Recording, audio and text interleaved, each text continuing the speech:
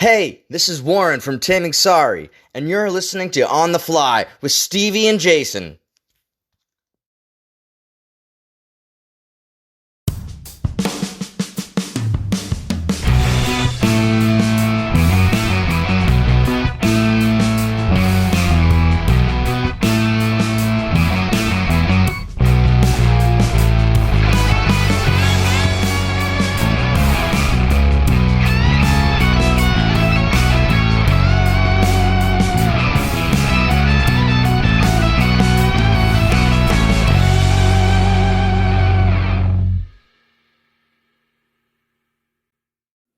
What's up, guys? On the Fly back again tonight.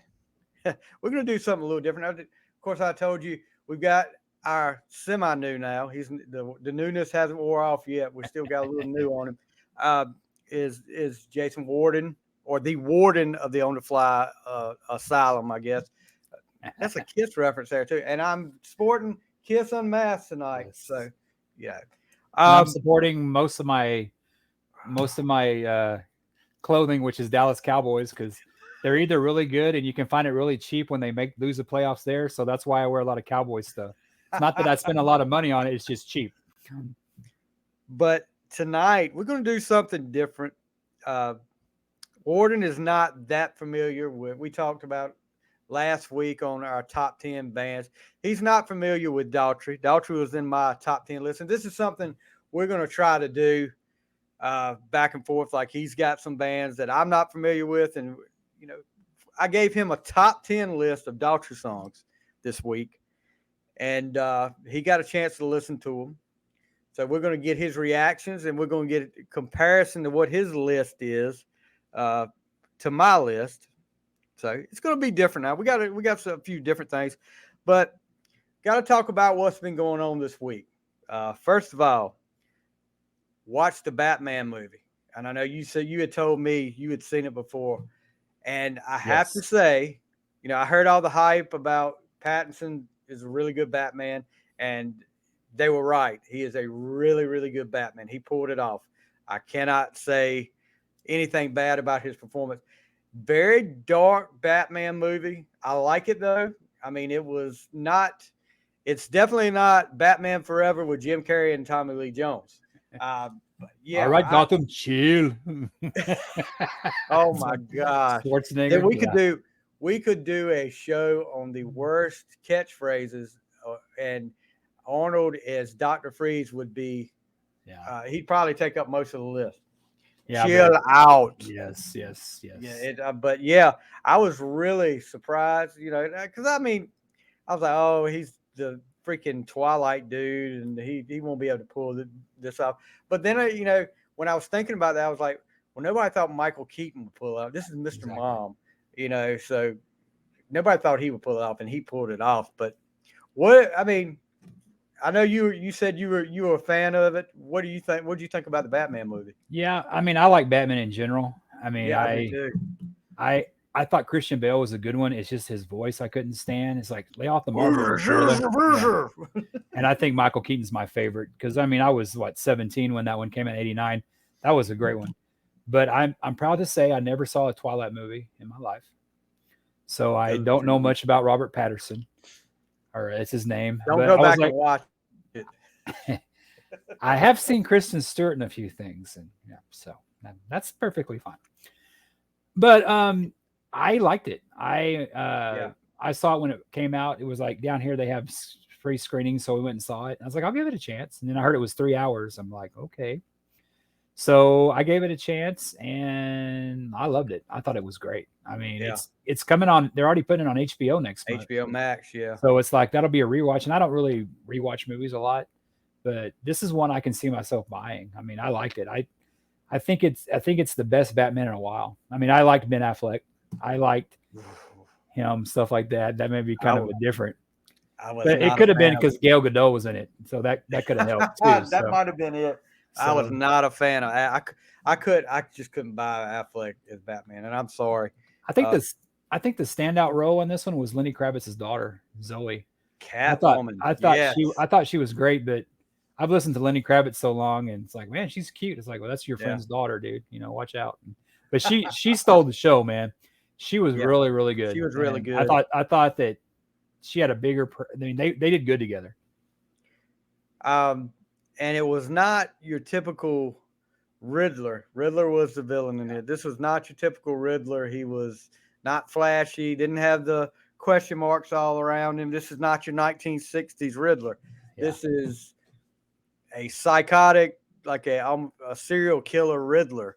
And man, you know, I mean, you said it was 3 hours, but it really didn't feel like 3 hours, because that's when, you know, somebody at work had gone to see it, was telling me, well, it's 3 hours long. And I was like, gosh, no. So, but it didn't feel like 3 hours. I mean, it was really good. That Batmobile was awesome. I mean, those scenes Yes. that was really awesome. And the thing about I really liked about it was that it developed like this is a movie. Like if you've never seen Batman, you can see this movie. To me, I think the best Batman after the first one with Michael Keaton was Batman Begins, because that shows how he became Batman with Liam Neeson and stuff like that. I still love that one the best. But this one was good. Like if you've never seen any of those other ones, which probably a lot of people, may not nowadays, but this was a really good movie to start out with. I hope they build on it. I hope he's around for a while. He's young, but I mean, it showed him beat up. It didn't show. I mean, it was pretty rough. Like, yeah, that's what Batman looks like when he takes the armor off. Yeah. Yeah. I mean, you haven't really seen that too much, or that I can remember, but it was more real. And the thing about the Riddler, it was of the times. It was like how the social media is dividing us between the haves and the have-nots. It was real of the times. Exactly. So that'll hit with the younger generation and stuff like that. But I thought it was well done, really well done. And I'm not going to give away any spoilers, but the end scene was, I think it's pretty telltale sign of there's more to come by the last part of it. And hopefully, like you said, I hope we see Lenny Kravitz's daughter back again. It would not suck. That's for sure. But another thing, just keeping with TV and movies, big fan of Stranger Things, and season 4 trailer came out this week. And did you notice? Because I kept hearing the music, and it was just a piano, dun, dun, dun, dun, and I was like, what is that song? And it was Separate Ways by Journey. And it was kind of fitting to what they were talking, how the stories go this year, I guess, with 11 and is it Will and 11 are separated from the rest of them. They left Hawkins. So, but man, looks like it's going to be great. I kind of worried though, 11 talks about, I don't have my powers anymore. So, but that one, like if I ever want to do anything scary, I would put Journey in the show, because that would probably scare me, having to hear any Journey song. Yeah, I know you're not a Journey fan. We talked about that. They're okay. It's just, that's a joke. But it's those kids. It's just so weird to see them. It's like, that's how when we were growing up, like it's just like when you're that young, it's like even like 5 years makes such a big difference. Yep. When we get older, it's just more gray. But it's like they're all grown up now, and it's like you've seen a couple of them, like the guy that played. He was in Ghostbusters. The new Ghostbusters. And I think he was in It too. He was in It too. Yeah, he was in that too. And of course, 11 was in Godzilla. So but you're not seeing the other ones. It's like, oh wow, they really grown up. But I thought last year was done really well. And I had watched the first couple and kind of lost track of it, and I was like watching it. But man, this one, it's looking great, man. And then I love the time period, because the 80s is, I mean, you're seeing it's kind of like the Wonder Woman 84. You see like the mall with the Walden books. I mean, you tell people what Walden books is, they're like, what's that? You used to have to go to a bookstore to buy a book. Amazon back then. But that's what I like. I like the music, the arcade, because that was our age, man. And we can go back and watch that years from now. But hey, that was that young. That was us. Yep, that was us. And Millie Bobby Brown, who plays 11. I didn't know. Did you know she was dating John Bon Jovi's son? Yeah, I heard that.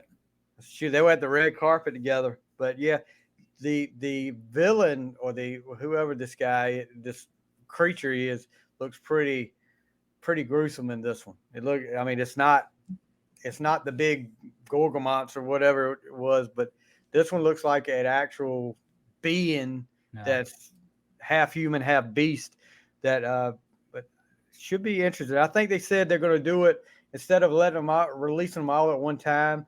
It's like Volume 1 comes out May 27th, and then Volume 2 on July the 1st. So they're doing that with Ozark now. They did release the first. Have you watched Ozark? I have not tried that. That's good? Something you need to watch. Yeah, I would recommend anything. Good things about it. But to get back to Stranger Things, I lost about the 80s and stuff. That they're playing Journey, they're throwing the video games, but who's the enemy? It's the Russians. Typical Reagan, Soviet War, Cold War. I mean, they started. The writers are great. Yeah, they started out last season, so they played that out. Because I was sitting there thinking, because when it came out last year, I was like, what's the deal with the whole Russian deal? Why are they playing the Russian out? And I thought about it. Oh, this time period. Yeah. Don't you remember in the 80s, all the wrestlers that were like either the Iron Sheik from Iran or the Koloffs from Russia? Nikita Koloff. And then you like look them up in their bio. They're from like Minnesota. I'm like, what? Nikita, his name was, Steve something. He's from Minnesota. And Ivan, I actually met Ivan a few times. I went into when I worked it's a town about 30 minutes from here, and I got off work one day, went to Walmart, and guess who's sitting there at the door but Ivan Koloff, sitting there signing autographs. Oh, I thought he was a greeter. It's like, hey, no, welcome to Walmart. Getowata, whatever that means. But yeah, we sat and talked for a good 30 minutes, and then I help out with a local wrestling promotion, and their first show, they were actually where I coach at, we were doing to raise money. It was a fundraiser with the wrestling matches, and Ivan was there, and it was his birthday, and it was his last birthday before he passed away. So we gave him a big cake, and everybody in the gym sang happy birthday. Just the nicest guy you ever meet. And he asked me, I was helping him carry things in. I said, and he had the chain with him. I said, you want me to carry that? And he kind of looked at me he said, you know what? I better carry that. It might not look good if you carry it in. Yeah. So, yeah. Was it a real chain? Yeah. It was heavy. It was not. I got a little bit of Bruno Sammartino's blood on it from the 60s or something, I've got a guy that's been on the show on the other podcast before that's got Ivan's boots. Oh, wow. From when he beat Bruno that night for the belt. He's got Flair's robe from Starrcade 83. He was on, I don't know if you watched on A&E those WWE shows where they were looking for all these lost things like the robe. They looked for one of Undertaker's costumes, all that. This guy was on there. They were trying to buy Flair that robe off of him, and he wouldn't give it up. So speaking of Ric Flair, he's got a podcast, and I like to listen to it. And he's got one, and they were talking about they were doing a play-by-play from the 92 Royal Rumble, which was when he won it. And he was wearing a robe. And I mean, I bring this up because one of your neighbors has that robe, Darius Rutger. Yeah. Darius Rutger has that robe. He was like, hey, where's that robe at? And it's like, oh, Darius Rutger has that. Cause he had Darius Rutger on the podcast back when, not this last WrestleMania, was in Jerry World in Dallas, but the one before. Right. And that's some $5,000-$6,000. Woo. Because the whole point of that show, when they weren't actually looking for the robe, the guy I was talking to had, they were looking for one that had disappeared back in, I want to say it was the early 90s, late 80s, but they hadn't seen it since then. Flair was like, well, I left it in a hotel room. I'm sure he got blips out of his mind and forgot to get it or something like that. But they ended up finding it, and the guy wanted all this.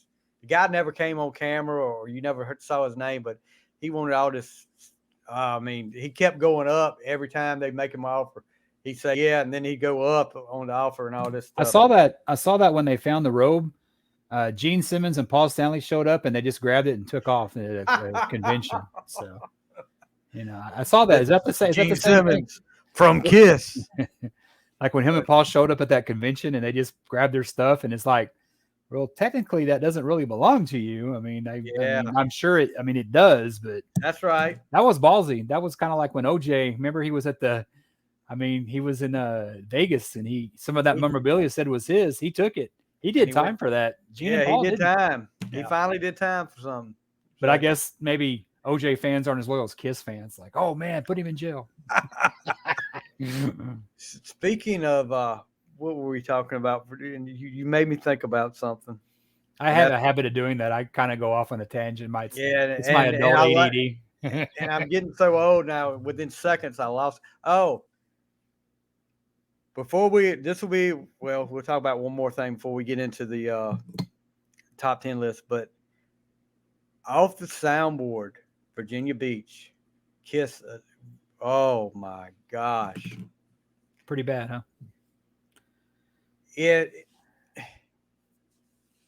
It's like, and I don't know how your singing voice is, but it's like not any better. It sounds like you and me in a garage, and I honestly think we probably could do better than what I heard, because it wasn't just. And everybody would say, well, maybe it's Paul's voice, but back then Paul's voice wasn't bad.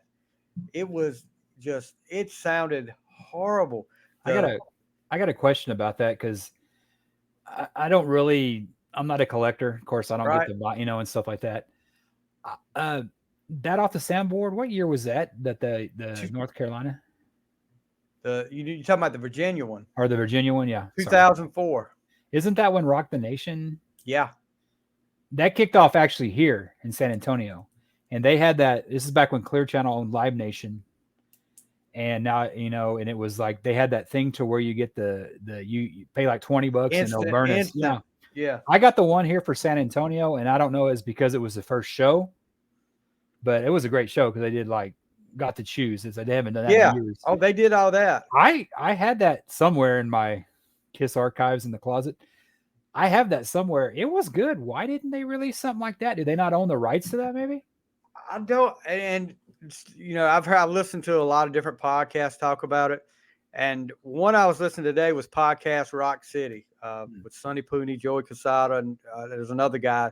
I'm sorry, other guy. I can't remember your name, but Casada was talking about, and you got one of the first ones, so that doesn't really. He said that they weren't pleased with the first few, Instant Live CDs, how it came out, how it was mixed. So they got another guy to come in and do it. And they were talking about how I think it was Casada said, I've got the Instant Live CD from Virginia Beach, and it does not sound like that. He said, I don't know what they've done, or if they've got another show and they're mistaken. But a lot of people were talking about Universal Records is picking these things, because for the love of God, I cannot imagine Paul and Gene, after hearing that, would want that out anywhere on any kind of video, audio, or anything. But I'm telling you, I'm not. And I listen. We both are big time Shout It Out Loudcast podcast fans. I listened to the album review and I was like, it can't be that as bad as they're saying. It can't be that bad. But yes, I was doing some work the last couple of days and had my earplugs in, listening to that, and I'm like, are you freaking kidding me? And how you always hear Paul yell at the crowd, sing, sing. I was like, they're probably yelling back, you sing, you guys sing, you can't. And the backing vocals, even the backing vocals were terrible. When's the last time you saw Kiss? 2015. It's been that long. Yeah. I saw them 3 times on the end of the road. I saw them once down in Corpus, once here, and up in Austin. And I know that they get a lot of crap for the backing vocals, but if Paul Stanley's using backing vocals, he's not getting his money's worth. Yeah. But that's I what think a lot of people say. You had mentioned, I think what saves him is Gene and Eric Singer. Tommy just kind of does his thing. Yeah. But I think a lot of it's Eric Singer. And you had brought up how bad Bon Jovi, they're saying Bon Jovi was. We'll get to that. And my question for you is don't you think that has a lot to do with Sam Beauregard? Kind of like with David Lee Roth when you didn't have Michael Anthony anymore? Yeah, but And That has that's got that. You're right. Two of the best backing vocalists or Sam Bora and Michael Anthony. But I've heard, and if you guys don't know what we're talking about, there's a lot of clips going out of Bon Jovi, who's back on tour again. John Bon Jovi's voice, definitely not up to par.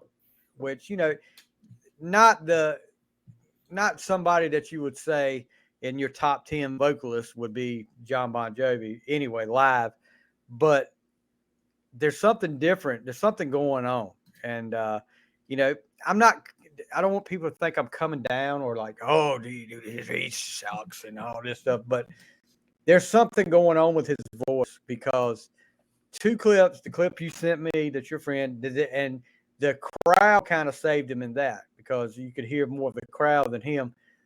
And you can almost tell on the clip that I saw that I'll have to share with you that the band is trying to help him. They don't really, that Sam Bora vocal is not there. It's different. And he was singing "You Give Love a Bad Name," and he gave that song a bad name on that one. I'm sorry, but yeah, I mean, I don't know. I think I may kind of look at it kind of different. I don't, especially with Kiss, is like I saw them. The first time I saw them was in '90 with Hot in the Shade tour. That was when Paul was at his peak, if you ask me. I mean, in the non-makeup era. I mean, of course, you can't touch him in '77, when he's doing that. But I've never really held bands accountable for that grade of singing because I guess I have just, it's like, I remember Vince Neil gets a lot of stuff the way he sings now, but there was an album that came out, Decade of Decadence, and it had a live version of Kickstart My Heart back when Motley was on the Dr. Feelgood. You want to talk about brutal. And it's like, well, he knew the words then, or was singing them, but I mean, it was like, I think I've never, I know it's like that. I think that's maybe why I don't really listen to a lot of live albums. Of course, Alive too. I mean, that's totally, upped and stuff. But, and I have the Animalize. I got a bootleg of that and burned it to my phone. And that, to me, that's like my favorite era Kiss. But it's like, I've gotten a couple, boots from this last tour. I have a friend of mine and it's recorded on a phone and it's stuff like that. It's not like it's a soundboard thing, but I mean, I'm with you, man. I mean, it has to be universal because I don't see Paul Stanley doing that. I mean, I wouldn't want that released. I mean, and you can listen to it it's on Apple Music. I don't know if you have Apple Music. It's probably on Spotify too, but you can listen to it because I listened to it out on Apple Music and I was like, have you seen that meme of Vince Neil, like when he was younger and when he was like it's like how I think I sound in the shower, and it's got him now how I actually sound. I mean, the internet's brutal, dude. That's a good one. Yeah. So, but I mean, I listen to country artists, and there's been very few country artists that and I saw Sammy Hagar back in, and I don't think a lot of them do it right. I think Sammy does it right because Sammy's 73 years old. Yeah, but he's not trying to be Robert Plant. He's not trying to be Sammy from 5150. He's got Michael Anthony and Jason Bonham, which helps. Yeah. But he's doing it right. He's kind of more talking. I think John maybe is trying to be what he was. I mean, there's probably a reason they don't do In and Out of Love anymore, with those gang vocals and stuff like that, or, Silent Night, and I mean, there's a lot of reason why I think that's why Kiss doesn't do I Stole Your Love, because I don't think it can be done. I mean, it's probably can't. According to the latest bracket, which I agree with, I Stole Your Love is the greatest Kiss song of all time. That's my opinion. But I mean, I think a lot of that is because I think people are still trying to be like they were when they're 25. And I think that maybe that's why they sound so bad, but I just can't imagine Paul like, hey, I mean, Universal owns it. So if Universal owns it, that means we won't probably get anything from the 80s, which sucks for me. Yeah, I know they've already talked about the next one coming out off Soundboard is Donington from '96 from the reunion tour. Is that any better? Yeah, I've heard, and I'll put it to you this way: I've heard some clips from Donington back then, and they were good. But people are also saying they've heard clips of Virginia Beach from 2004 that don't sound anything like this. So who knows? We'll just have to wait and see. And I'm I have to get you a copy of I can find that one from San Antonio because it was their first show. They kicked it off here in San Antonio. Yeah. And I didn't know because they were talking about that. And I'm going, I saw that tour. I think Poison opened up for them that year. But that was a really good show. But why didn't they do I don't know, maybe they didn't like the mix, and it could be a rights issue. Maybe they don't own the rights to it. Was Universal. This not like and I've heard a lot of talk about the video. Wasn't the video, was that from Virginia Beach, the Rock the Nation video? Was it? I don't know. So long since I watched checking that because it was like a lot of people are talking about because the video of it, they're ripping straight off the video. But okay. I don't think if they put that out on DVD, people would have noticed that by now. How bad it was. Why are they doing that? You think? Yeah, I don't know. It's beyond me, but yeah, I'm like you. I would love to see, and I'd love to see an Eric Carr live album and an official Eric Carr live album. Don't care what era it's from. Hot in the Shade would be great, but just give Hot me. in the Shade would be ideal for the 80s. Yeah, because that set list was awesome.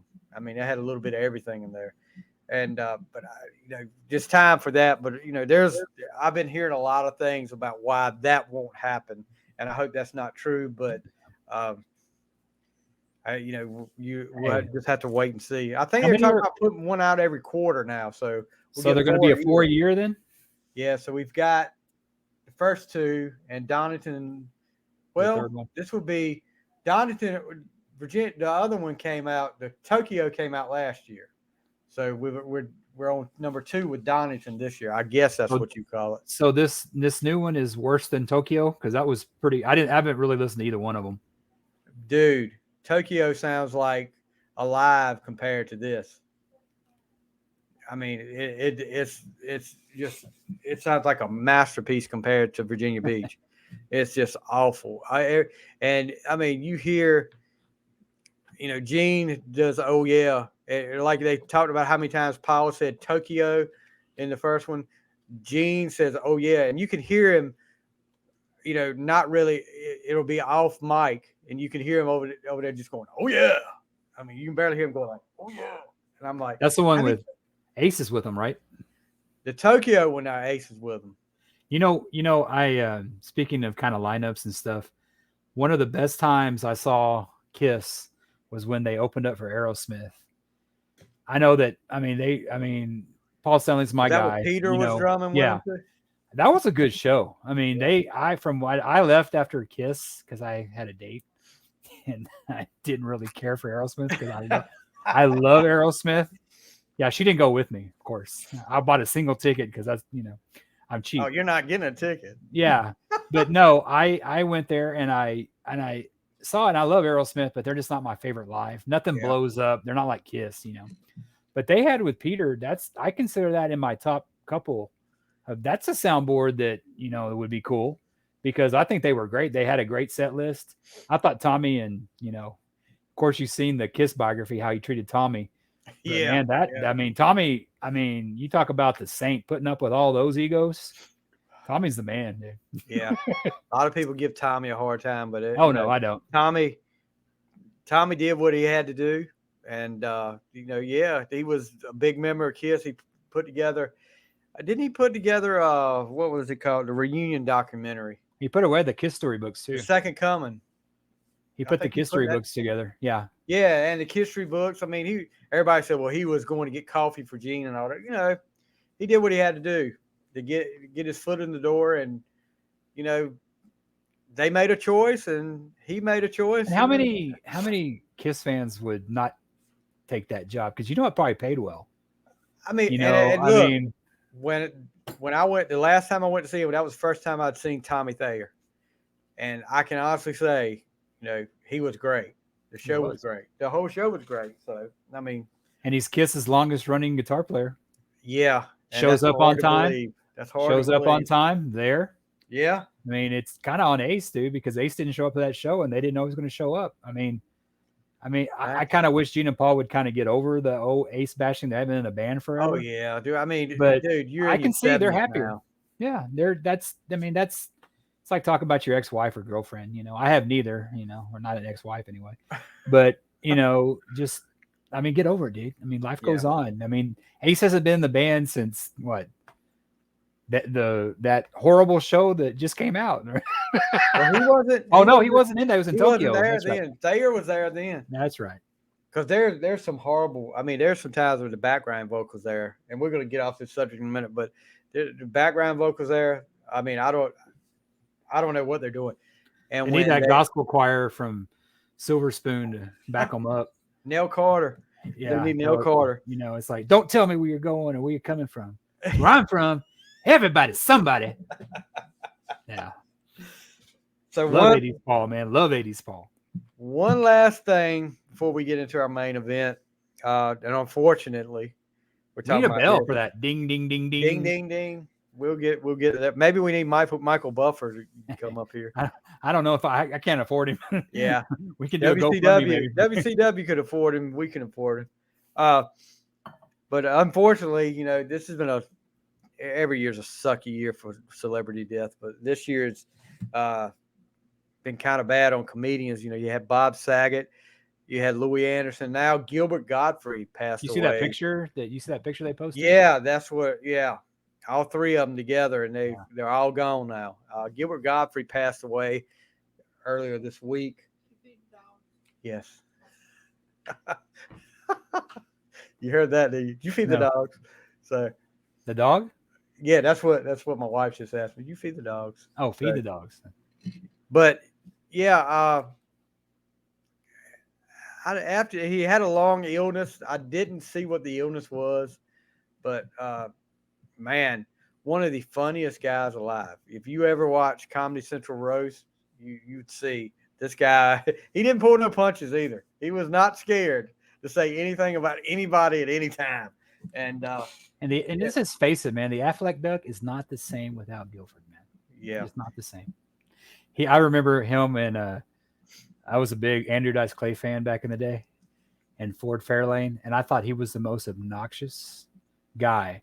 But he grew on me, man. He was on Howard Stern a lot, and I'm a big Stern fan here.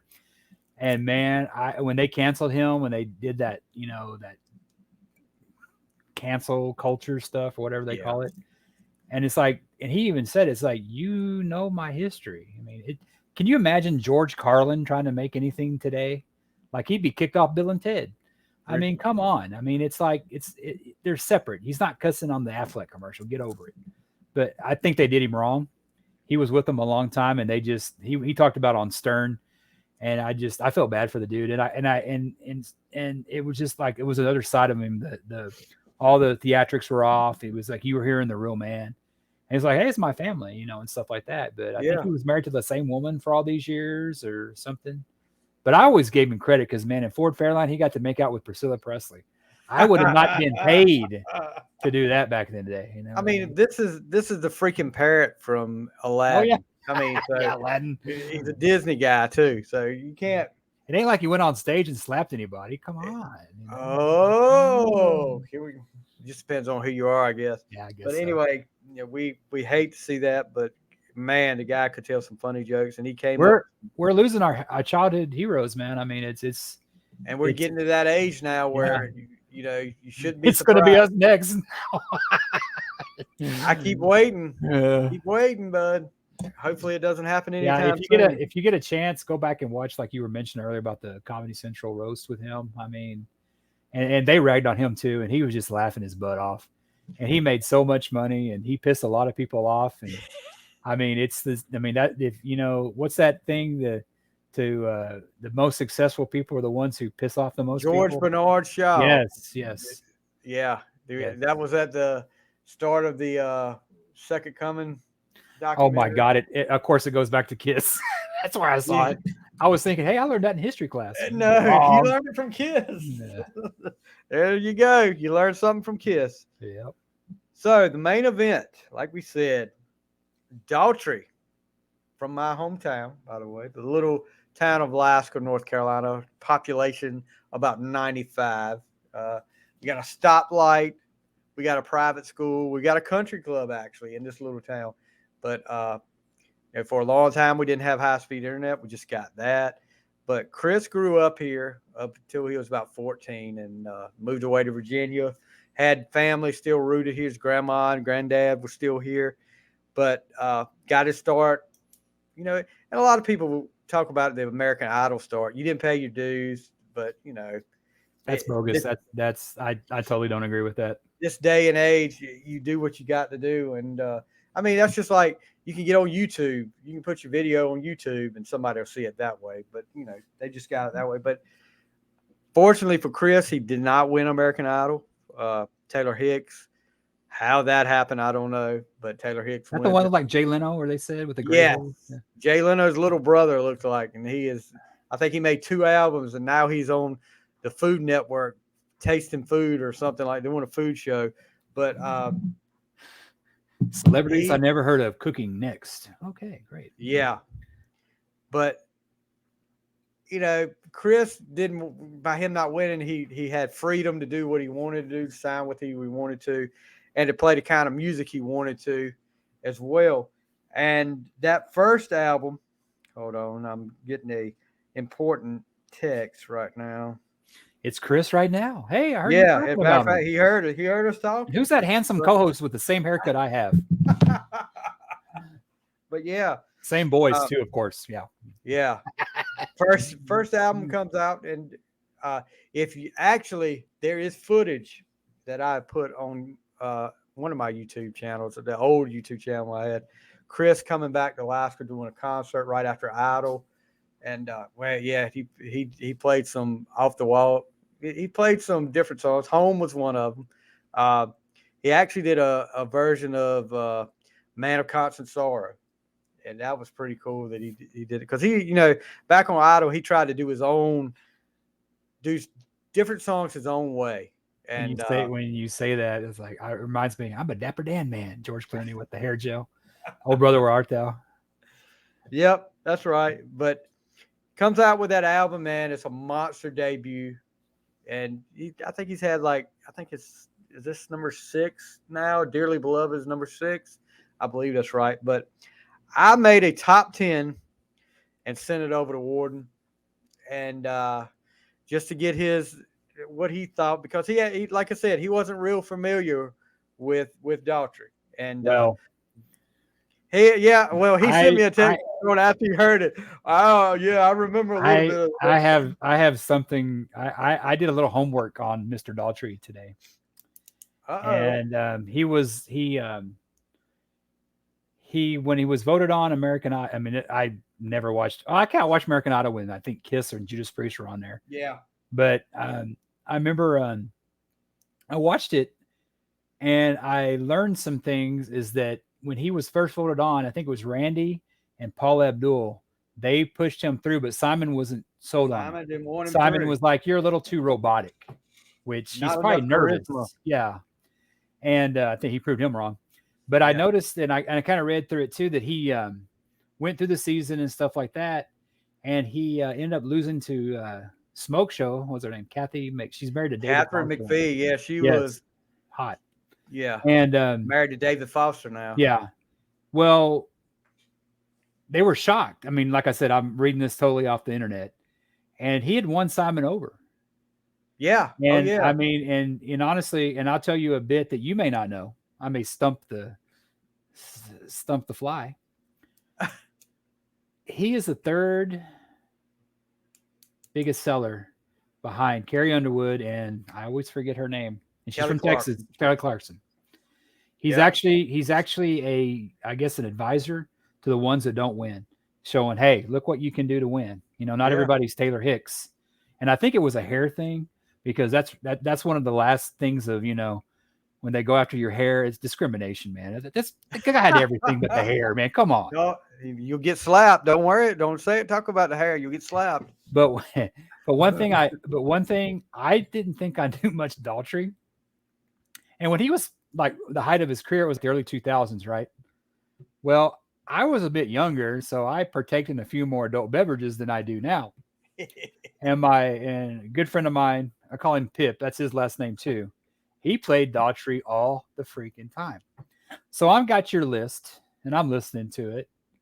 Dang, I know that song. I know that song. Of course, the ones like Home and stuff like that. It's like, I mean, I knew those because like the hit from Hell, they played the heck out of it, and that's back Yeah. when I still listened to radio, before Apple Music.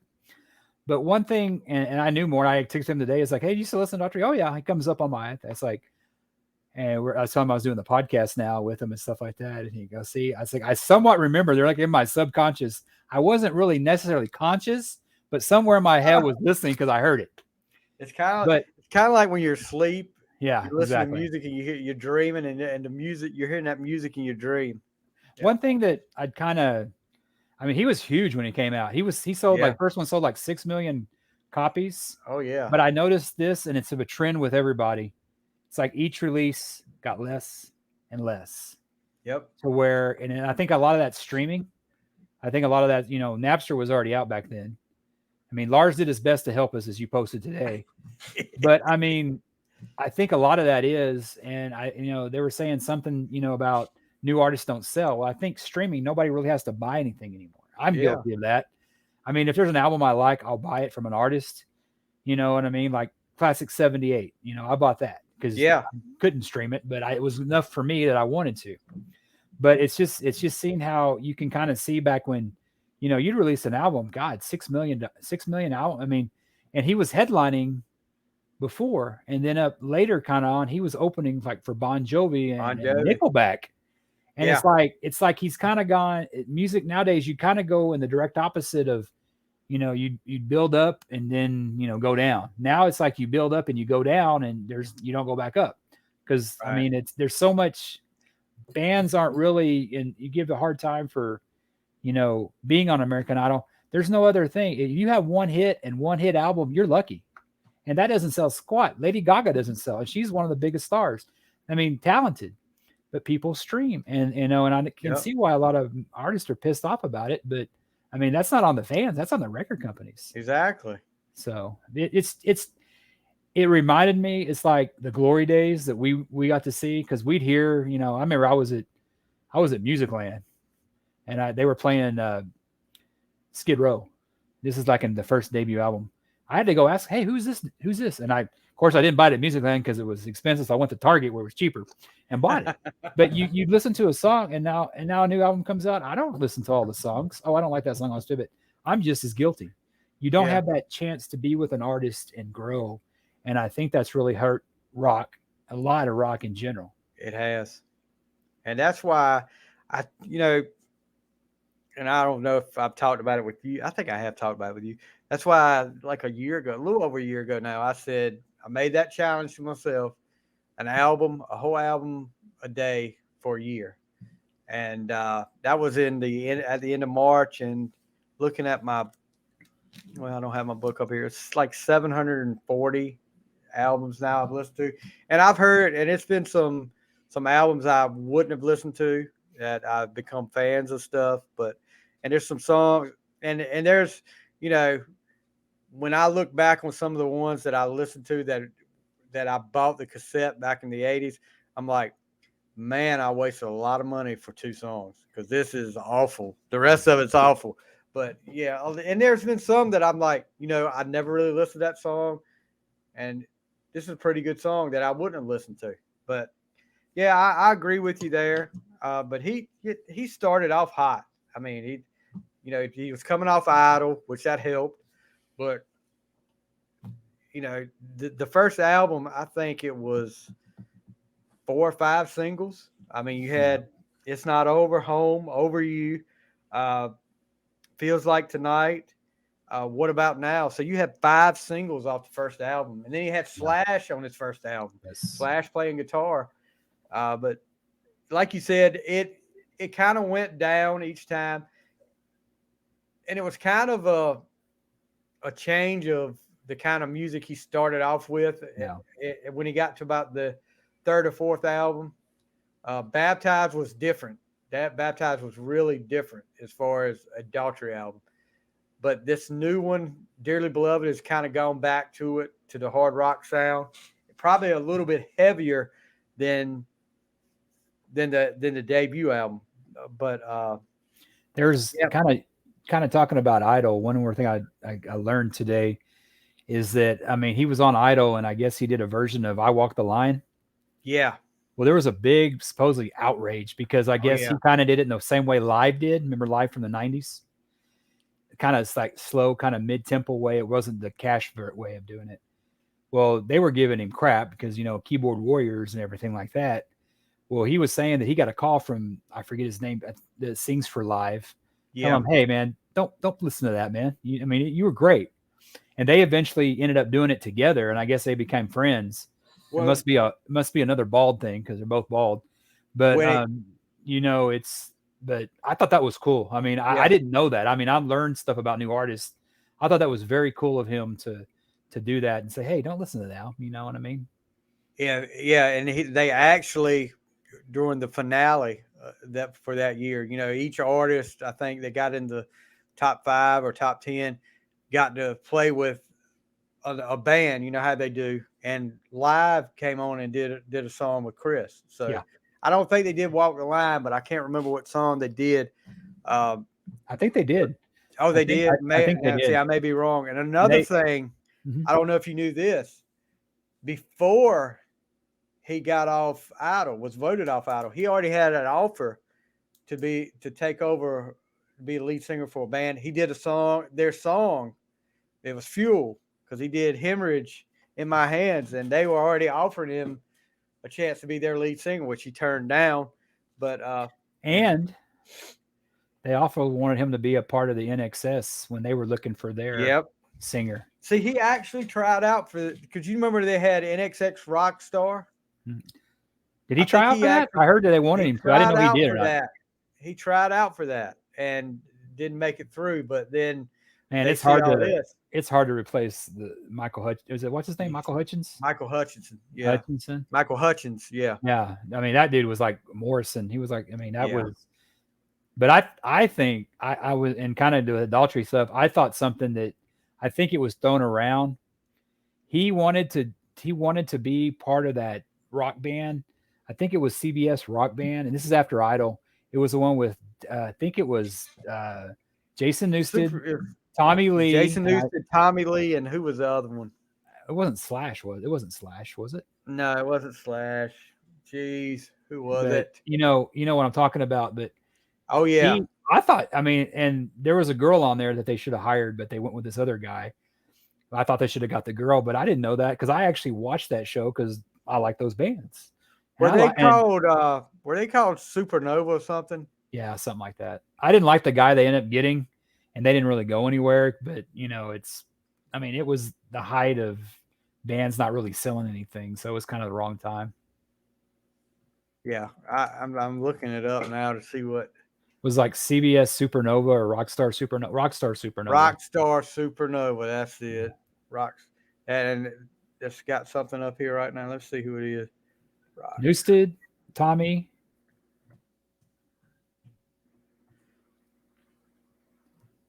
All right.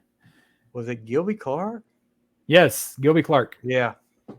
What? And it was Gilby Clarke. And the singer, the one they chose was Lucas Rossi. Now there was a girl on there that she had the pipes, but they're probably afraid to keep Tommy Lee away from her. She was hot too, man. But that girl could sing. Yeah. And I remember when they didn't choose her, I was like, you guys messed up. Because I couldn't stand I didn't like the guy that did it. Yeah, I wonder how they lasted their 2008 for 2 years. They toured. I think they opened up for some bands at the time. But that was the American Idol fever that they would do, is they would kind of spread out. Yeah. But I thought that was interesting that, man, I could see Daughtry doing that. That would have been a great band with those three. Oh man, that would have been awesome. Oh yeah, that would have been really good. And he's done a lot of collaborations. I don't know if you saw, he did Hunger Strike. He did a remake of that. Temple of the Dog? Temple of the Dog? Wow. Yeah. And I forget who he did that with, but that was recently. He was on a Def Leppard tribute album, singing "Photograph." The ZZ Top tribute album. And I forgot what he sang on that, but he also did some acting, which you're about to learn a lot about soon. Oh yeah, and he also did some acting. I don't know if you saw that. It's kind of a up to date version of the Crucifixion. They called it the Passion. I think they did it live.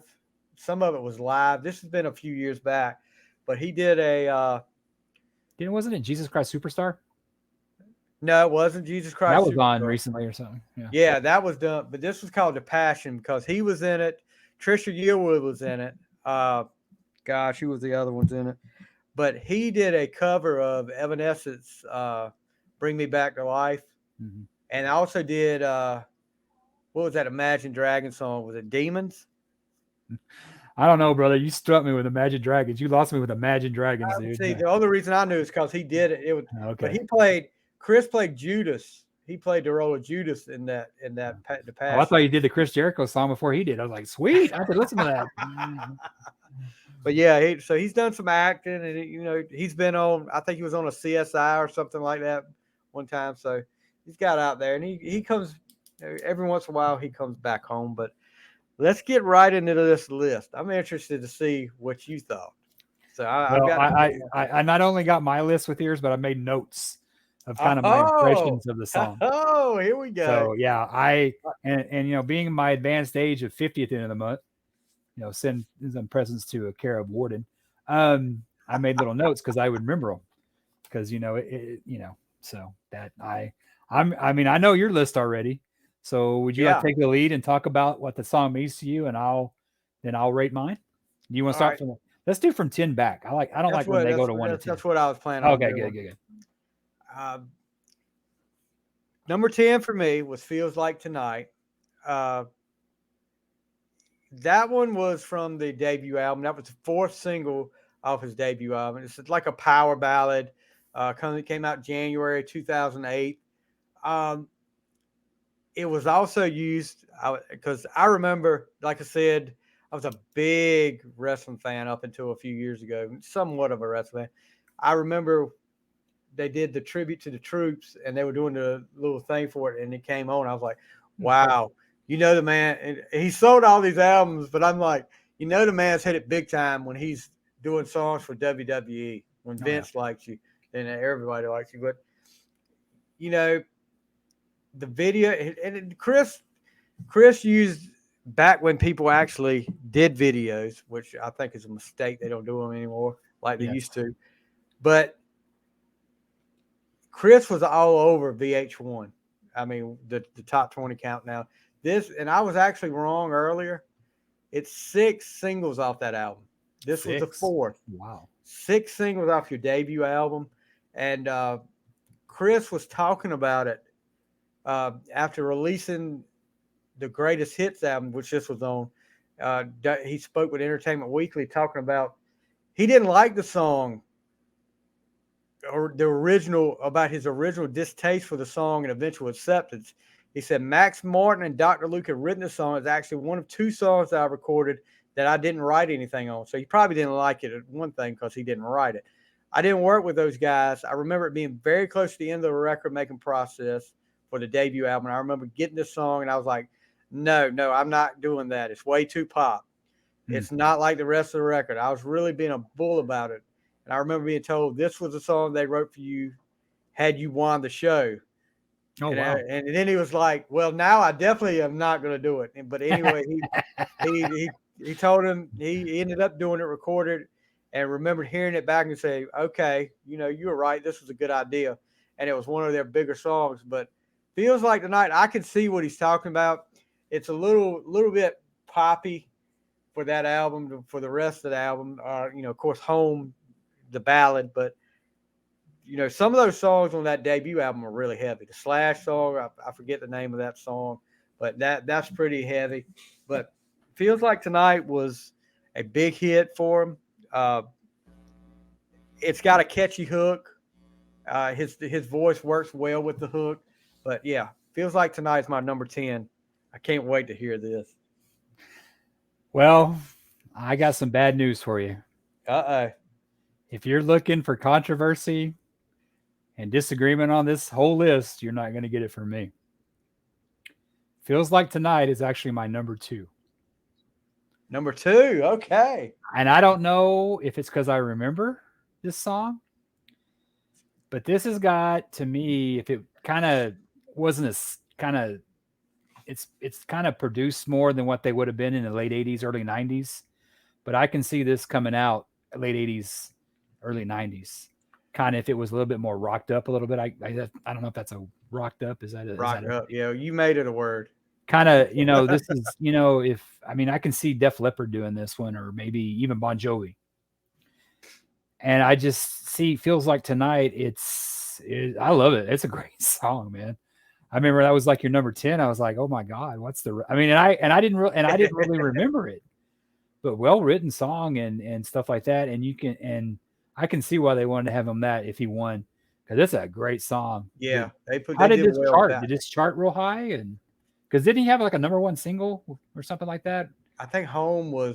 That's what it was. Was his highest chart. But this one, I don't think this charted on here. It does for me. It's a great song. I mean, I love this song. I mean, and like not everybody in your top. And this is one of the ones I added to my favorites list playlist on Apple. This is a song I want to hear again. I mean, I like it. Really well done. Great song. I don't see where it charted in it up here. Well, it charted in the Warden Top 5. So that's Warden Top 5. That's all that matters there. Yes. Was that as painful as you thought it would be? Yeah, I thought I was surprised with that. But hold on, mate. Hold on. Let me see. I'm looking there. It did hit 24 on the top 100. And they probably played the hell out of it on radio, rock radio, when that was a thing. So that's probably why. Adult Contemporary was 5th. U.S. Adult Top 40 went to number 1, and Mainstream Top 40 was 12th. There you go. That's why I know it. So it was big on the radio for a while. It was back when we had rock radio. Then they just played the same stuff over. It wasn't cookie cutter. That was great. I mean, it's a great song. No, it's I got the lighter up now, dude. I mean, I guess it's a cell phone nowadays. Number 9 for me was off the new album, and it's heavy, really heavy. World on Fire. And if you look at some of the lyrics of the song and listen to what they're talking about, and this was written, believe it or not, before anything with COVID happened, before any of these big fires happened, before any of and I'm not going to even get into the politics, talk about that stuff, but he talked about this being like after they wrote it, and a few months later, all this stuff started happening, and then with the fires, and then with the another incident happened, and then COVID, and they're like, holy crap. But this is a return to like I said before, heavy, where the album before wasn't that heavy. It was kind of, I guess what you would call progressive was what Baptized was, and it had some heavy spots, but more progressive. But this one was a return to the heavy side, and it probably even heavier than anything on the debut album. But Chris can pull it off. I mean, this just proved Chris can pull off the heavy stuff. He can do the ballads. He can do that. Just a distinctive voice. But World on Fire is my number 9. World on Fire is my number 10. Out of all these songs, this is probably my least favorite. What I picture this song is in a disaster movie where the rock's like in a helicopter coming over like the world, and just, I mean, not a bad song. Go watch the video. You're just about right on. Oh, really? Yeah. Yeah. I mean, I see that in a disaster, and maybe it would have been higher on my list if I was in the movie theater and I saw the rock, and stuff like that. But I did notice that kind of my bottom 2 were both newer songs. So maybe the subconscious is playing in it a little bit more than I like to realize. But yeah, I mean, they're both heavy. They're both good. I mean, the World on Fire is really good. But probably the least favorite out of it, if I had to pick. I mean, none of these songs I would, I would flip the channel, because I mean, I mean, did he write this song or? Let's see. Doesn't say right here. I've got to look at my. And this just came out like what 2021, like last This year. just came out. It actually he put two. This one and "Heavy as the Crown" were the two singles that came out before the album came out, and I don't have Okay, my iPad so that's with the me. new. I'm sure he wrote it. Yeah, he oh, wrote this. this. Okay. So this isn't the newest stuff he's done.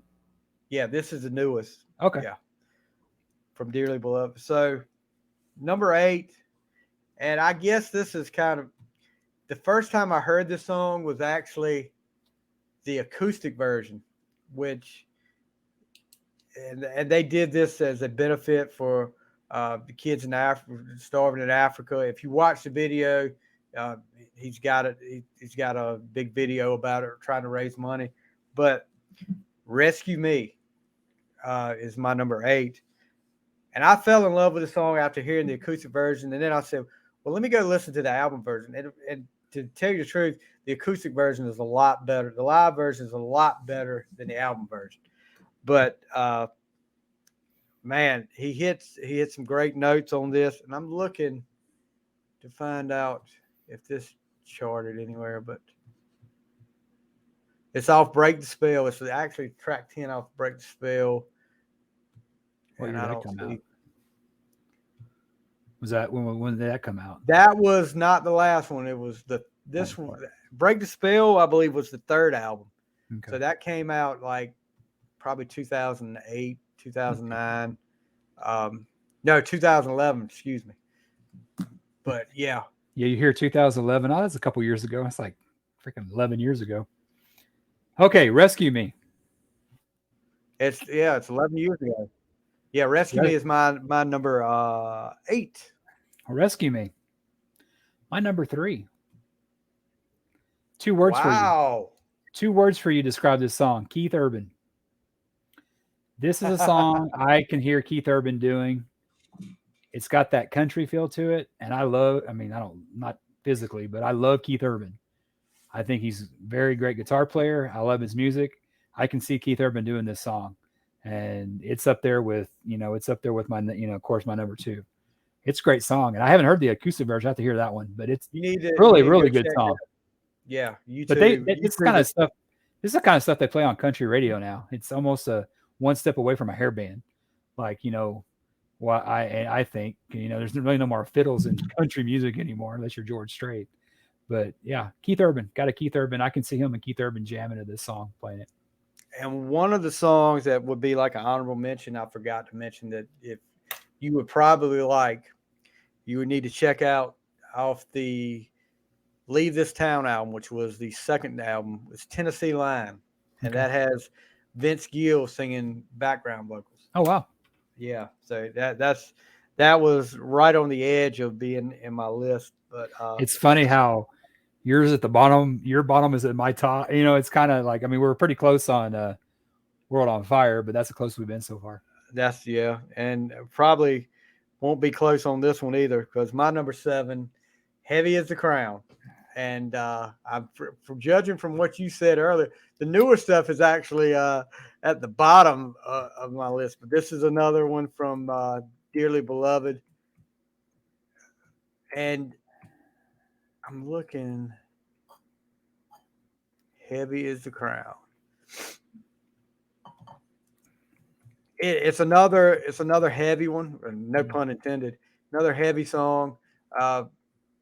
But yeah, it's just return, and I hate to keep saying it like this, but it's return to the heavy stuff like he did before.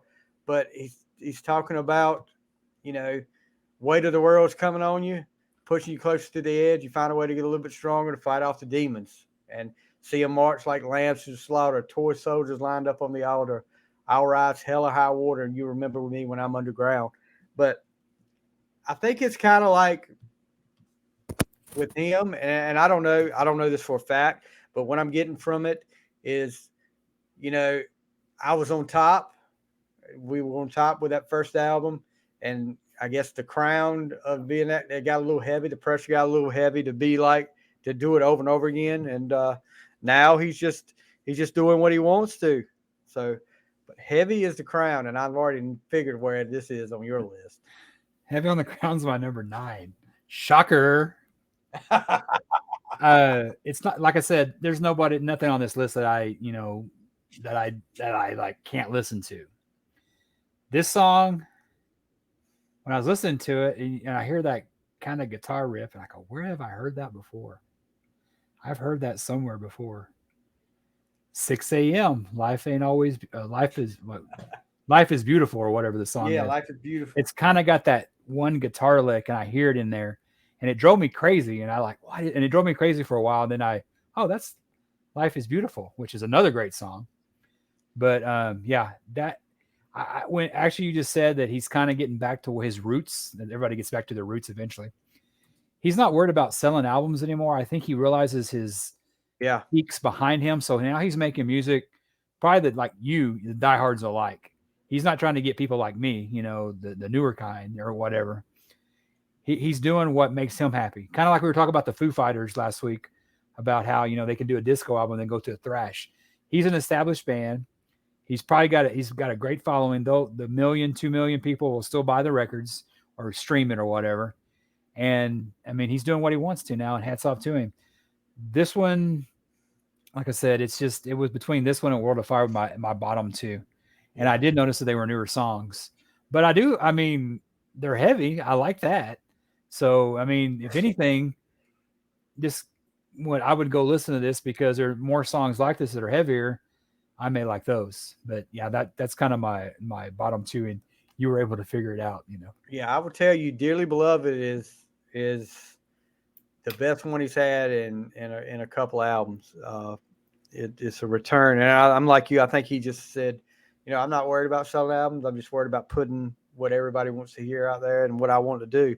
And yeah, because he's probably made his money selling 6 million albums. Oh yeah, you're probably doing pretty good. I mean, I know Simon Cowell gets his share, he's but struggling. I'll put it that way. I don't either. So number 6 for me, and this song is actually, and I talked a little bit about when we talked about one of your bands, the Iron Maiden, my football pregame playlist. This song is on my pregame playlist, and it's a good anthem song. It's off the 3rd album. It's off Break the Spell, and it's not the first time he sang a song by this name, because when the album came out, and I saw that, I said, oh, he's doing this a cover, and it's Renegade by Styx. I think he actually sang Renegade on American Idol on one of the shows he did. And when I saw this, I was like, okay, you're going to do a cover of this. But man, the way it starts off with that crunching and breaks right into it. Don't you want to feel like a rebel? And as soon as I heard it, I said, I've got to add this to the list. But Renegade is my number 6. Okay, I remember when I got your list and I see Renegade on there and I go, oh, Styx. Mama, I'm in fear. Or I was thinking of the Tim McGraw song, Renegade. Oh, yeah. I forgot about that. That's a good song. That's a heavy song for Tim. Yeah. But I heard Renegade and I put it on, and all I got to say is it's my number 1.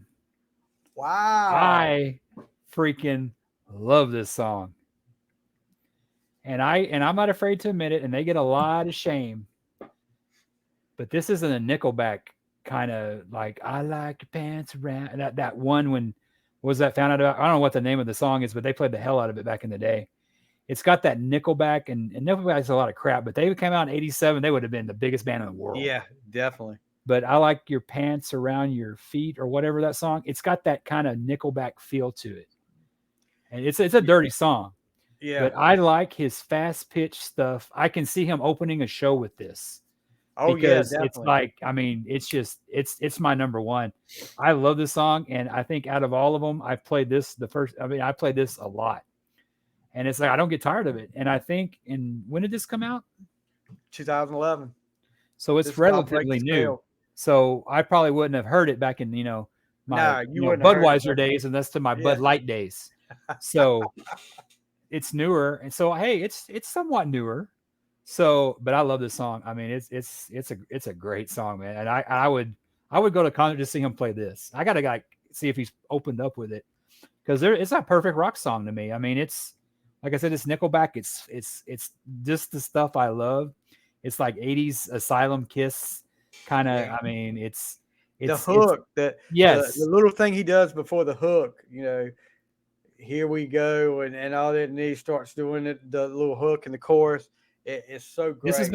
This is not only on this list. This is my favorite song I've heard by him. That of course is my number one. But that's, if I had to introduce somebody to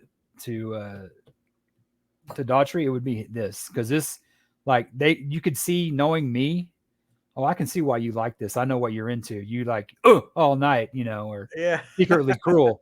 It's got that hook that is just that it's that why I hated alternative music for so long, because I wanted to be happy and not depressed about any hunger strikes. Tell me about it.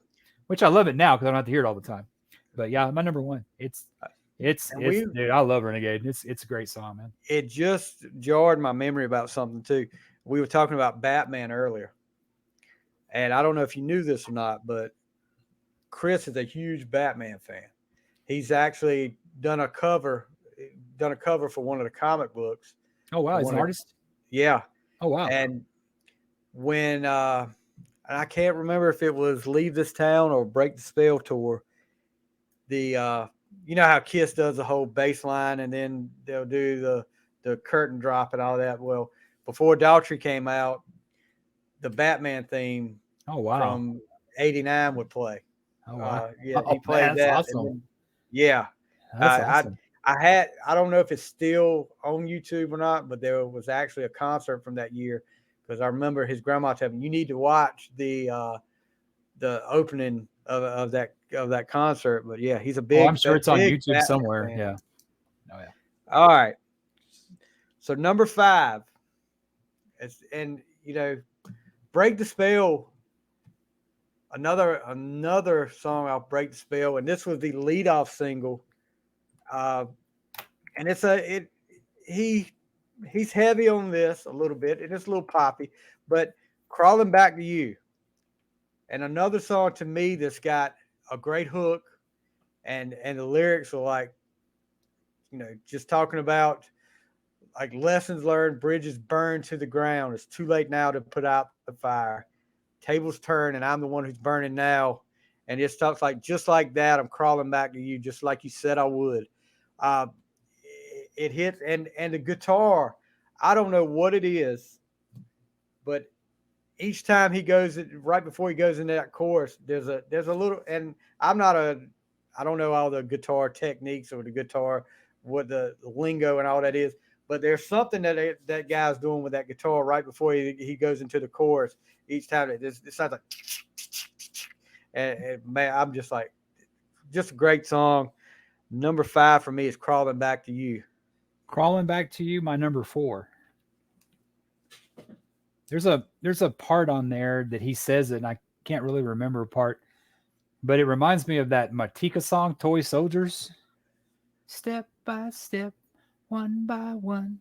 When he says, yeah, there's a part on there. And it took me back to, thought I could make it. Then I see your face. And you hear step by step. I remember Martika from Kids Incorporated. Was she on that? Yes. I just remember she was kind of hot in a spooky kind of way. But she wasn't Debbie Gibson. She wasn't like Debbie Gibson. She wasn't the kind of girl I went for back then, hot, malt chick. But yeah, it's kind of got that, but it's a good song. Honestly, it's my number 4. I must have liked it, but I just hear Toy Soldiers even more than 6 a.m. And I like that song too, back in my, the 80s and stuff. But it's kind of got, Keith Richards said this one time, that there's one big song out there that we all rip off from. So you may hear stuff, rip off other artists. How can you not? After a while, everybody talks about, well, that's got the same chord as someone said. There's so many songs out now. Led Zeppelin made a career of it. Evidently, they got sued. So I love Zeppelin, by the way. yeah, I don't mind Zeppelin either. Number 4 for me, off the debut album. We're going to get into this is going to be the first 2 albums from here on out for me.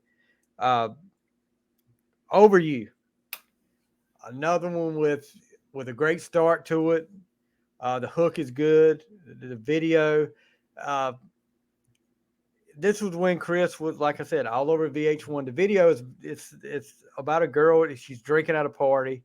Her boyfriend is obviously irritated with her, so he takes her out and he's driving down the road. It's a convertible.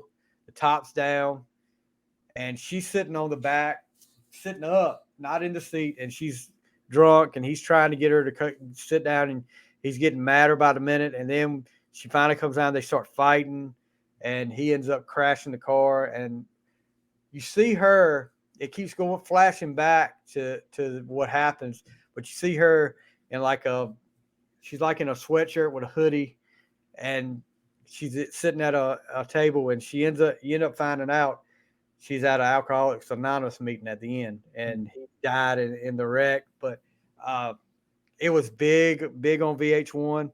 But Over You, I guess it hits. Some of the lyrics would hit with you if you go through a bad relationship. Like, I can't believe you were the one to build me up, then tear me down like an old abandoned house. Yeah, I like that. That was cool. That's some good songwriting right there. One of my favorite lyrics. Over You is my number 4. Over You's my number 5. This has got a kind of not so much music wise, but kind of a lyric wise, a Kiss feel to it with I Just Wanna. Like, I just wanna. I mean, it's not as simple as I Just Wanna. I mean, like you said, it's got more in it, but it's like a kiss off song. Like, it's like, I'm done trying. And you were talking about the video, and you were saying that she was on the convertible riding, like on there. I thought you were saying they're going to break into Under the Bridge. They may have went under a bridge fest, but like that's a different video. Yeah. So yeah, I'm glad she made it to Alcoholics Anonymous. I mean, there's one thing good about a rock video, that you have all this crap happening, but like in the span of 3 or 4 minutes, everything gets better. You know what I mean? And it's like, unless it's like the Hide Your Heart video where they shoot each other, but I mean, this one, they go to AA, she's going to be good there. Well, I'm going to touch on this song after she kills her boyfriend. Oh, but, she killed her boyfriend? A lot of these songs, he died. He died in the car crash? Oh, I didn't know that part. Oh, well. Yeah, he did. Well, I guess at least he got the AA, but yeah, she killed her boyfriend. It's probably court mandated AA then. It wasn't by her choice. Yeah, probably so. But okay, so a lot of you. Over You is number 5. A lot of these songs off the debut album, like Over You, that dealt with that, which if you just listen to the song, you wouldn't think it would be about, the video wouldn't be about somebody getting killed and drinking and driving. But a lot of these songs, like, Feels Like Tonight was kind of socially, but there was another song out there called All These Lives, and which was on the verge. That would have been one of my honorable mentions too. And obviously he's talking about somebody sick, whether it's drug addiction or something like that. And that one, that's another one you might would check out. I just I didn't take it Over You for that. It's when you see a video, it kind of puts more into perspective, I guess, what he's trying to do. And I thought this was kind of a kiss off. Yeah, song. that's what I mean. I didn't know it was a heavy with the AA and him getting killed. That just totally changes it for me. The video, the first thing I thought when I heard the song was just saying to an ex, I'm over you now. I'm better off, And that's pretty much what the lyrics say. I'm, finally getting better. But okay, that's a conversation for another show. So number 3 for me, and this is sentimental, a lot sentimental, but it's a great song to me too. September, and the story behind this was, and I'll give you a little insider information, straight out of a family member, a pretty reliable family member's mouth, that he wrote the song. He played it for his dad, and after he got through playing for him, he said, that song was about Lasker and growing up in that town, and his dad, it just tore his dad to pieces after he heard that. But um, to have a song wrote about your town, a little town of 90, and to be on VH1 and see it, that's about us. But all the things I still remember, summers never look the same. Years go by, time just seems to fly, but the memories remain. That's one of the big lyrics from there. And I'm like, this could have been number one for me, but I guess the other two were sentimental too. Well, one of them was sentimental. I think you got a visitor behind you. Up. All right, love you. Yeah, I know. Huh? Okay. Love you. So yeah, for me, the Lasker song, September, was number 3 for me.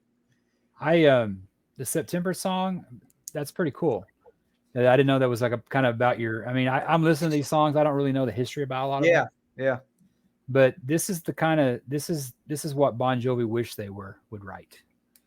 This is something that I used to kind of lump Daughtry in with the Bon Jovis of the world, but that was a total injustice to him with the newer stuff anyway. Oh yeah. This is something that if Bon Jovi, I could see Bon Jovi doing it years ago.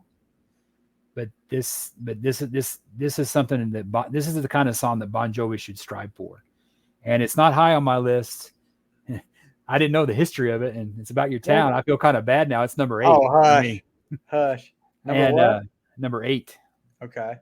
Because I don't think there's anything against it. I just think the other ones I kind of like more.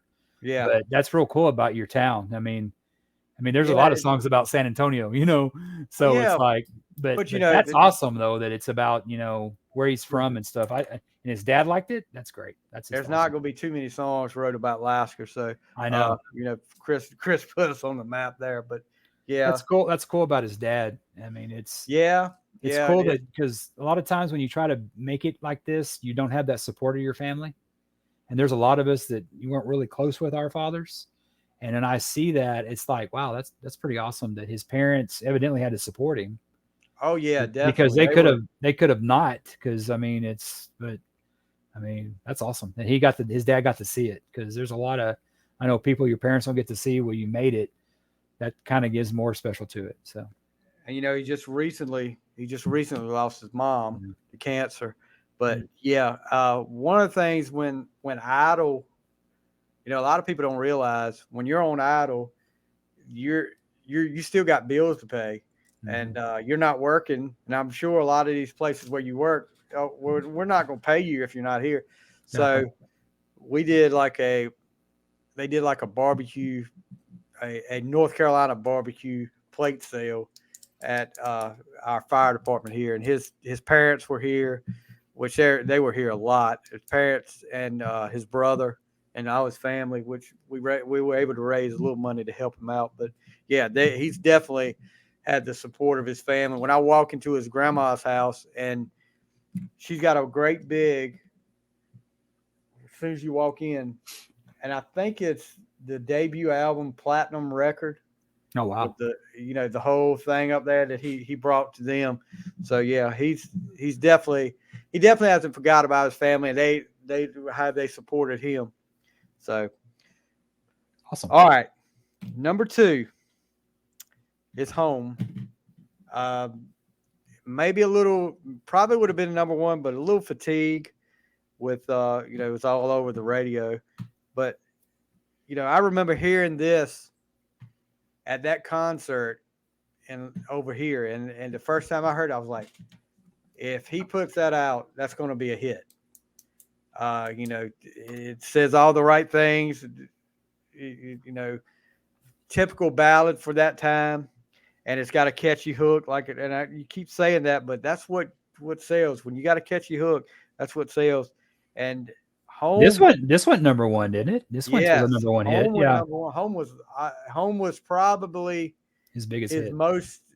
his biggest hit. And I'll look up the chart right quick, but yeah, Home was the video, and the video kind of trying to make you think about, one of those like 80s hair bands ballad videos like Wanted Dead or Alive or Home Sweet Home, where you're showing life on the road and how it can be. Um, Chuck Taylor of Billboard says it's an anthemic rock power ballad. Yes. Nominated for Best Pop Performance by a Duo or Group at the 50th Annual Grammy Awards. People's Choice Award for Favorite Rock Song in 2008. On the Billboard Hot 100, it went to number 5. Adult Contemporary 1. Adult Top 40 number 1. Even made the Christian songs chart at number 12. Number 3 on Main Street Top 40. So yeah, his number biggest 3. hit. Wow. His biggest hit. That probably sold close to 1 million of that single back when people used to buy those things. Wow, Yeah, that's amazing. Definitely. But yeah, Home, like I said, when I heard it the first time, it was just that one stood out of that whole concert because he didn't do. I think that might have been the only original he did, except he did one from it was a band he was in before Idol called Absent Element. And he did one of those, but the rest of them were like cover songs. He didn't do anything out that he did on Idol, and he made sure everybody knew that he said, I don't have permission to do anything that I played on Idol. So, but yeah, Home for me is number 2. Home for me is number 7. And I think maybe it's because, I know it so well. And this is the song I think of when I think of Daughtry. This is the song I think of. If I had to introduce somebody to Daughtry, it would be Daughtry, it would be Renegade. But if somebody said I had to describe him, it's Home. It'd be Home. This is a perfect song. And I think maybe just a little, I don't want to say fatigue, but when it came out, it was everywhere. And I remember everywhere. And this is the song I remember. I was sober, so I didn't have, it wasn't the subconscious. I do remember this one sober. This is a song, and this is going to sound kind of morbid, but this is a song I won't be there spiritually, but I'd play this at my funeral. You're going home. I'm not going to get religious, but I think when you die, you go back to where you came from, wherever that is. It makes sense to me because nobody's been there and came back and told us a story. Right. So it's like I'm going home. Is it to be with God? Is it to be with the devil? In my case, some people might have different opinions. But it would be like it's like a funeral. It's a funeral song. It's like I can see this.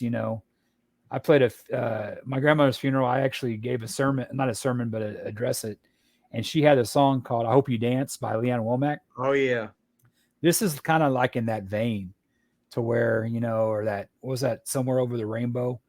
I would put that song in those things, like especially for like our generation, like when we kind of start. I play it. It's that much of a symbolic song that it should have been number 1 for weeks, if you ask me, not just number 3. But I remember the song very well, and I just think it may be a little bit fatigued with me because I've heard it so many times. Still a great song. I think I hear Daughtry. Somebody has Daughtry at home.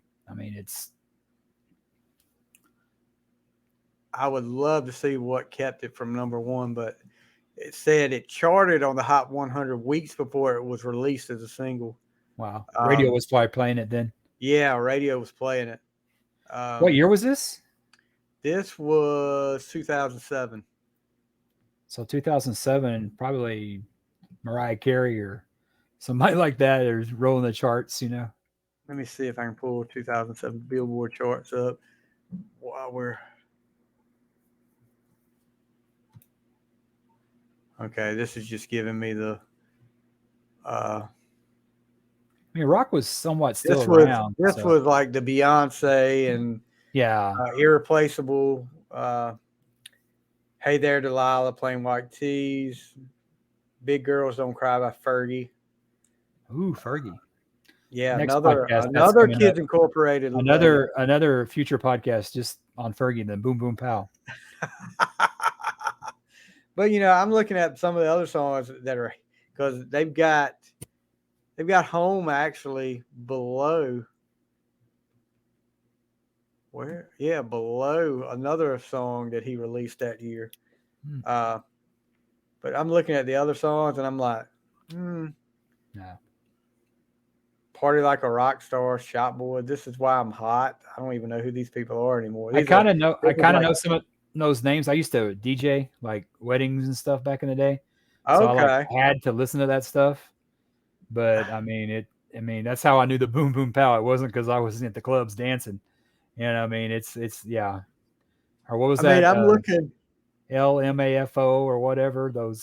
Some of those names, yeah. That was around 7, yeah. I think maybe I played Daughtry. People up here.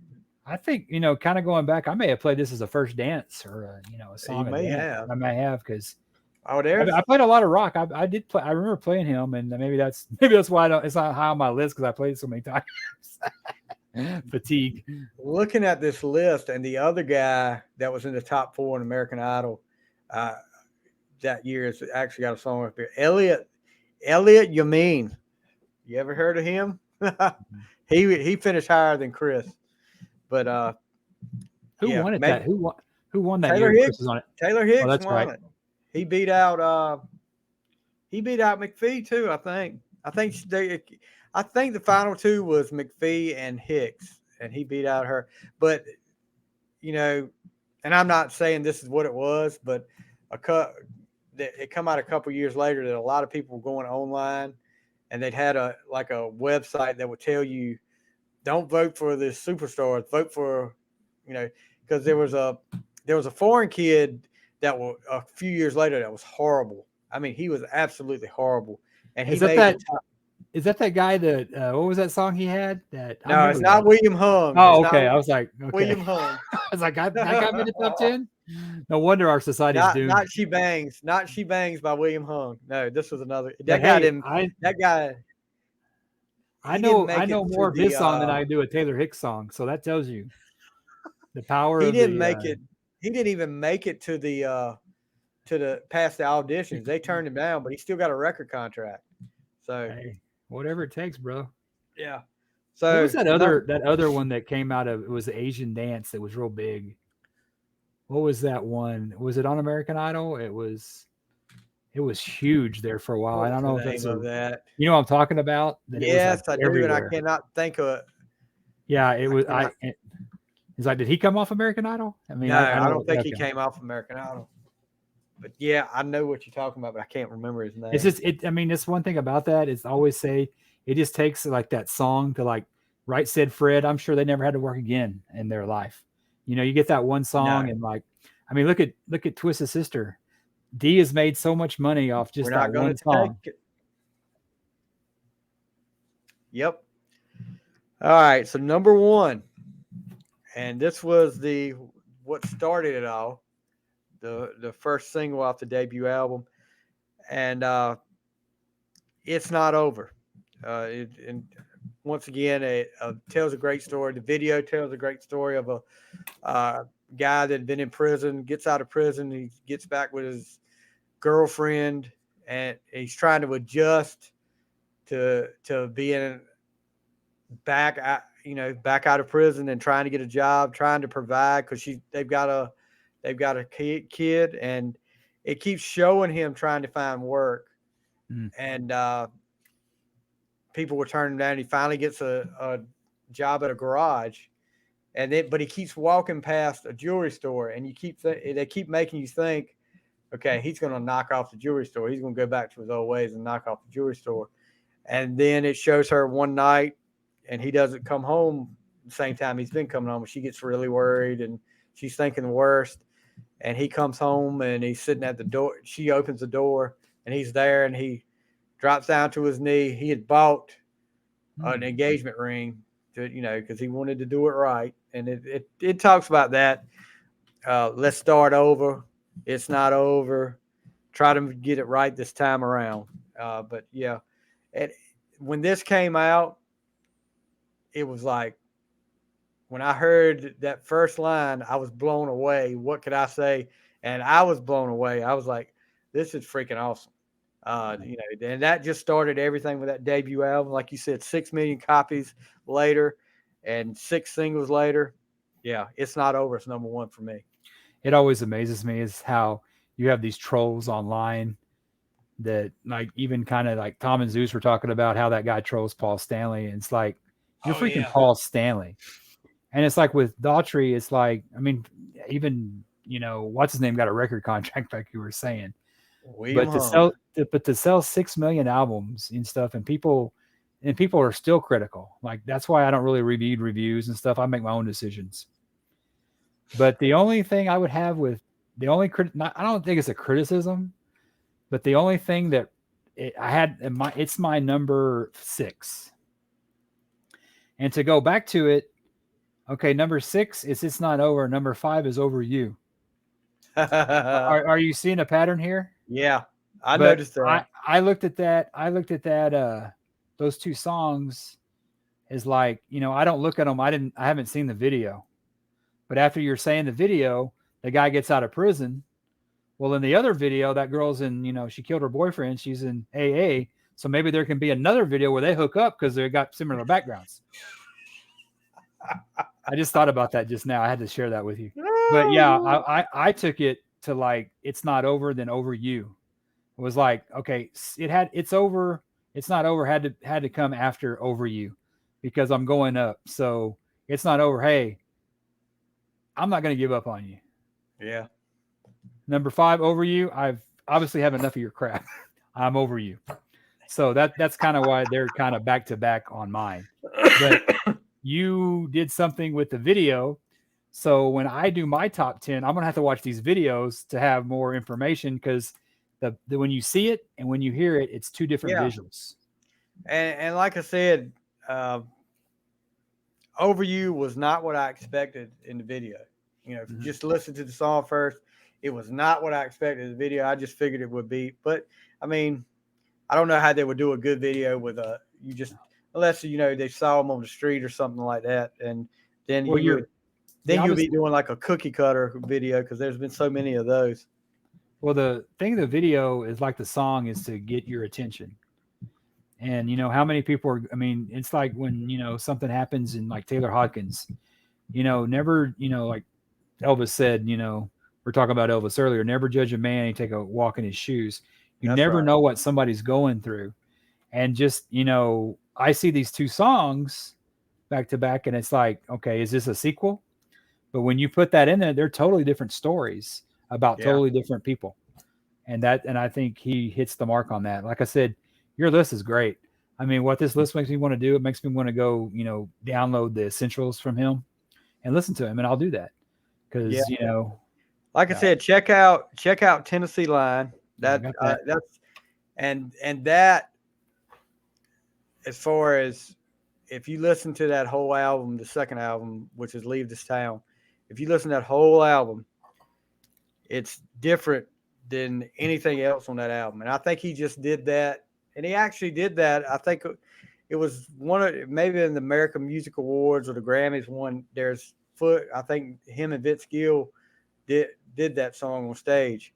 But yeah, that and then All These Lives. But there's so many good Daughtry songs. I could have done a top 25, and I'm not a Daughtry mark, but I do love that. One of my favorite bands. And you said number 2? Yeah, number 2. Number 2. Right behind Kiss. So that's saying a lot. I've been a Kiss fan for 40 some years and Daughtry since they came out. But yeah.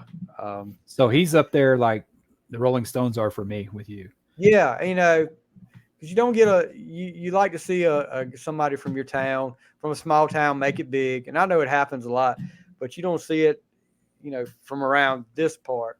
And nobody from this town's ever made it big like he has. But I just think he's done a great job. I know people would like to give him a hard time because of Idol, but man, I don't care. Hey, did you know that Ron Jeremy's from San Antonio? No, I'm just kidding. Talk about making it big. Sorry. But you know, you can give him all the crap you want to about Idol, but he's putting out some pretty good music. You know, Well, there's nothing he wrong got with his it because chance. It's like you get your foot in the door and yeah. you take advantage of it. You know, No, you yeah, take he did. advantage of it.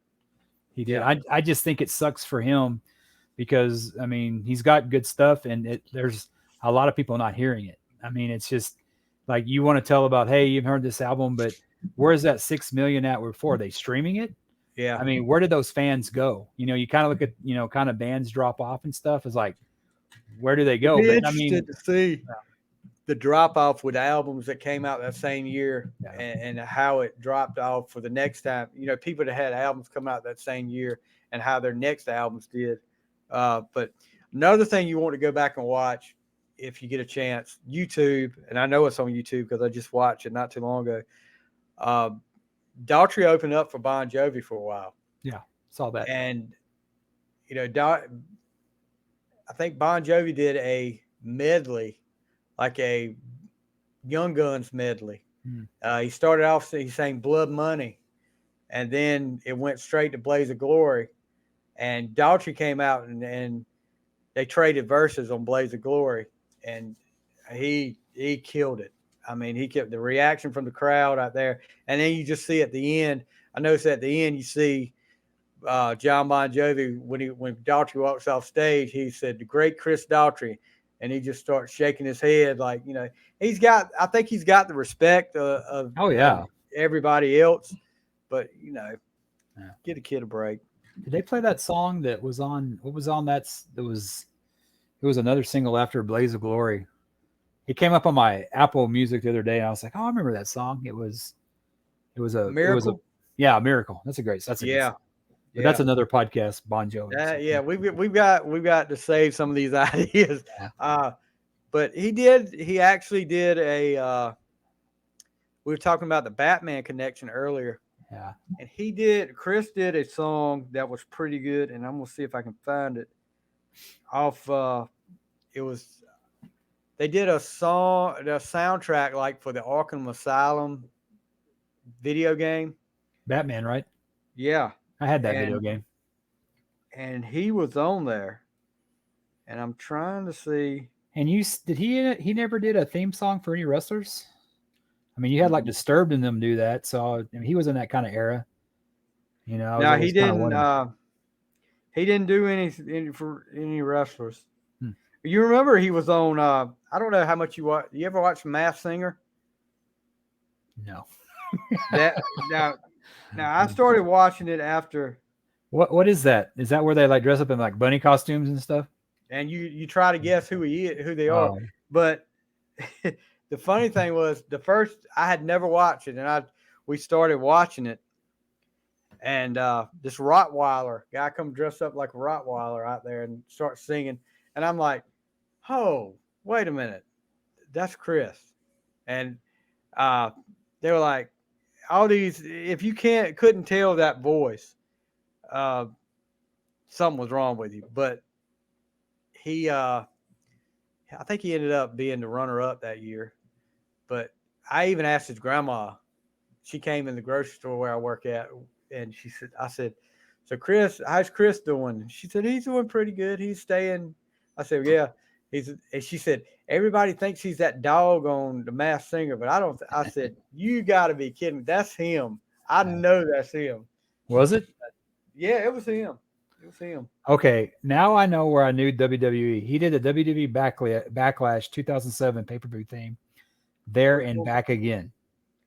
I think that's the song where Slash was on. That was the theme for I knew he had something to do with WWE. Yeah, he's done some. Yeah, Batman Arkham City.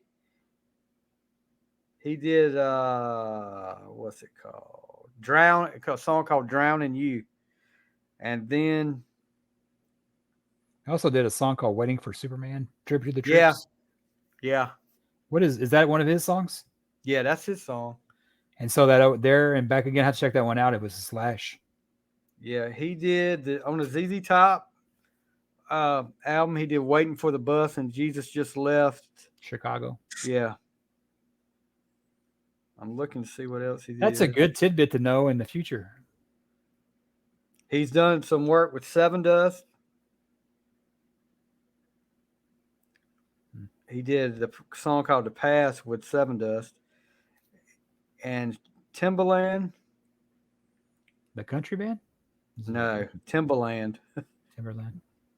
I hear Timberland. I think of like hiking boots or something. Called long way down, which that was pretty cool.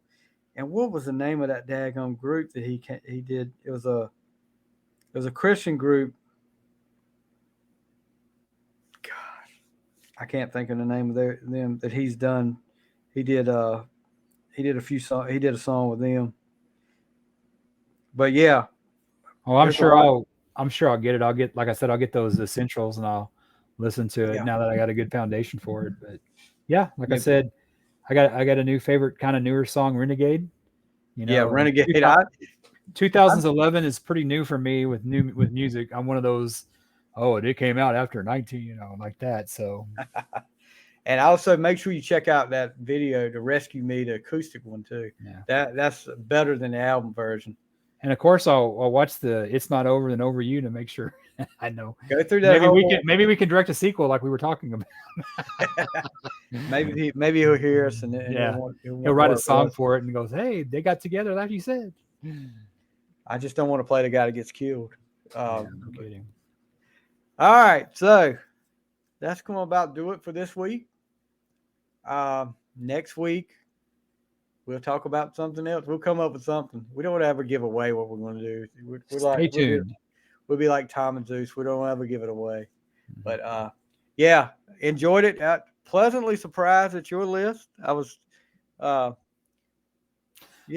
honestly was too. I mean, I listened to him when he was popular, but I don't want to say I hated him, but I wasn't what you call a fan. Yeah. Like I knew his songs from when I used to DJ back then, because we'd get the music and stuff. Like we'd subscribe to a service for new music.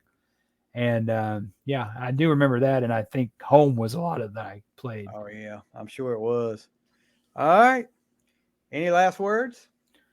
No, just, have a good week. Be safe out there. And, Easter's coming up. So salute to everybody. Easter Sunday. Easter. We got, we've actually got, my daughter has to go to a prom tomorrow, her boyfriend's prom. And then 2 weeks later, her prom. Her boyfriend's prom? How does that work? Don't they go to the same school or anything? No, they don't go to the same school. Okay, gotcha. I never went to the prom, so. Yeah, I have to tell you the story about the school. It's a funny story. I have to tell you about that. But so we've got some. The next month's going to be a busy month for us between graduation and proms and. She a senior in high school or college? Yes, 18. Oh, wow. Just turned 18. Oh wow. Just getting ready to graduate. So nice. Yeah, we got a lot going on with that. But anyway, you guys, if you like what you see, you're watching us on YouTube, these ugly mugs on YouTube right now. You can subscribe, leave us a good review, or you can subscribe to Apple, Spotify, Podchasers, Good Pods, anywhere you find podcasts where we should be on. So subscribe, leave us a good review there. So we're all over social media too, Twitter, Facebook. Yeah, Twitter, Facebook. You got different groups. You got how many? Talk about your groups on Facebook. We need to get people to join up that. Oh, I got a couple of them. I tried to make it a little bit different than what's out there. All things rock, hard rock, and heavy metal. Then I got an 80s page called That 80s Page. Right. Take off of that 70s page. And Steve doesn't know it yet, but he's going to have a TikTok. And he's going to be doing some dancing to the Boom Boom Pow. Oh, I got that video already for it. I got the music queued up. He doesn't know it yet, so that'll get some likes and that'll get some eyes. We'll have to have a lot of alcohol for that, buddy. But yeah, I haven't ventured into the TikTok world yet. My daughter is all over that, but it's addictive. Anyway, yeah, I'm sure it is. That's why I've stayed away from it. Yeah. But it will have you one day. It will have you.